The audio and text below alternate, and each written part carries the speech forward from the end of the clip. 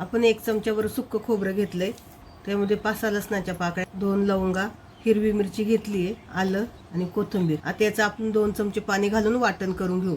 तेल तापलंय आपलं, आपण गॅस बारीक केलाय. 2 लवंग, 1 वेलची, 2 तेजपत्त्याची पानं परतून घेतली. त्यामध्ये जिरं, हळद, हिंग आणि इथं आपण 1 कांदा उभा चिरून घेतलाय. आता हे सगळं आपण परतून घेऊया.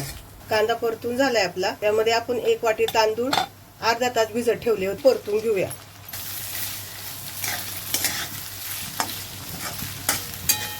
आपला भात परतून झालाय. त्यामध्ये आपण 3 वाट्या गरम पाणी ओतणार आहे आणि भात मिक्स करून घेऊया. चवीनुसार मीठ, 1 चमचा साखर. आपण इथं वाटून घेतलं वाटण टाकणार आहे. इथं वाटाणा, फ्लावर आणि सोयाबीन आपण त्यामध्ये टाकूया. सोयाबीन तुम्हाला आवडत असेल तर टाका, नाही टाकलं तरी चालेल. आणि 1 चमचा कांदा लसूण मसाला. आता हे आपण सगळं मिक्स करूया छान. दही आवडत असेल तर दही घाला तुम्ही. आणि आता याला आपण उकळी येऊन देऊ. उकळी आली आहे, त्यामध्ये काजू टाकूया. काजूचे मी ते तुकडे करून घेतले, एका काजूचे 4 तुकडे.